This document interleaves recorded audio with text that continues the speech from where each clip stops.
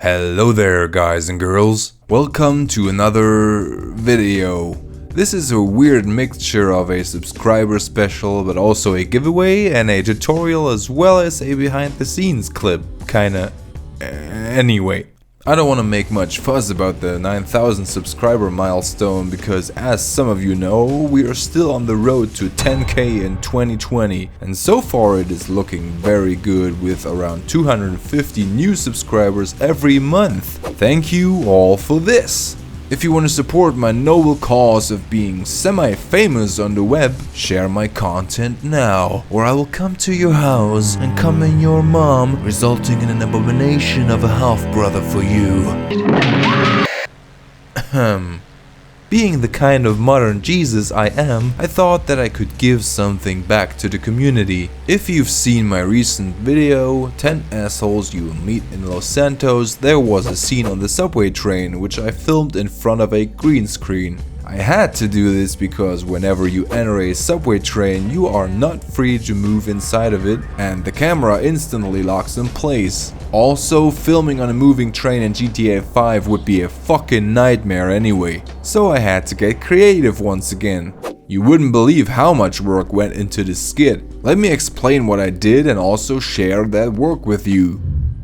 In the video description you will find this huge menu map as a free download. By the way, the download also contains a map of the green screen box without the train, so you can do whatever you want in there. Unzip the download file and put the XML files into your folder menu stuff spooner within the main GTA 5 directory. Then you open the game, go to menu spooner mode, manage save files and then load the file Vanova Metro Film Set. They should know all that. Why am I still explaining this basic shit?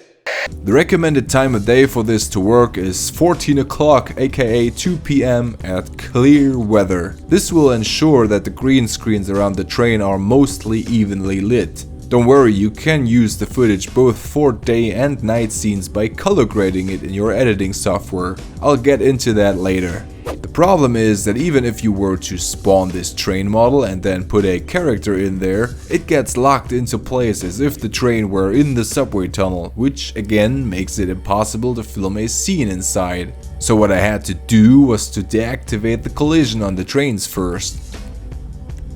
But that means that you would glitch through the floor, so I placed an invisible platform below the train and moved it so the levels are the same. But you can still just walk through everything, even the seats. So I spawned some invisible benches and other objects right where the seats are, just to block the path of any character walking inside the train and keep them from glitching through shit.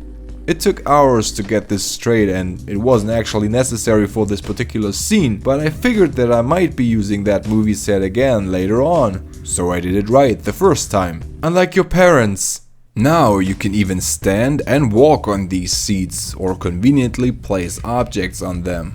I even added some invisible panels on the roof of the train so you can stand on top of it. All the doors are open to walk through for your characters.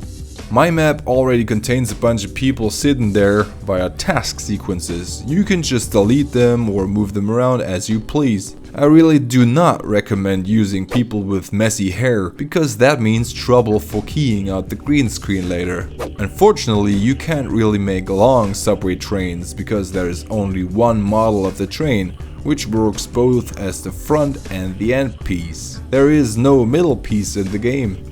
Last but not least, there are these annoying window paintings which make the color keying of the windows a lot harder. I only realized this after filming, but I want to make it easier for you. So in the second download link in the video description you will find a mod of the train without these markings. Go into the readme file to learn how to install it. Super easy, barely an inconvenience. And this is how a movie set was born, with a lot of pain, sweat and swearing, just like you. Happy birthday, by the way. Once you filmed all your scenes from inside the train, you have to film a background as well. It can be outdoors or in the tunnel system. For my example, I went to a subway station, added one train card to the database, attached my character to it, then made it invisible, and finally let the train drive off. In the Rockstar editor I could then choose Move with Target, Player, Rigid. This way the camera will move along the train tracks nicely. However, for your shots you always have to adjust the angle of the background to suit the foreground. I only used the sideways perspective where I filmed in a 90-degree angle towards the tunnel wall, and the frontal view, which didn't look perfect but good enough. After exporting your clips, the footage should look kinda like this. You have at least one background clip and a foreground clip, and then you use a color key to mask out the green windows. To learn more about using green screens in GTA 5, go watch my tutorial about it. By color grading the footage you can then adjust the foreground layer to match the background a little better. A darker bluish tone looks more like tunnels, and a warmer bright tone could be used for a train driving outdoors. In case you are not using Eve to export your footage with motion blur, you can do it like me and use directional blur on the background layer like this. I also sped up the background footage to 200% to make the train look faster. I hope you liked this little celebration giveaway behind the scenes tutorial video and that you can put this little map to good use in one of your videos.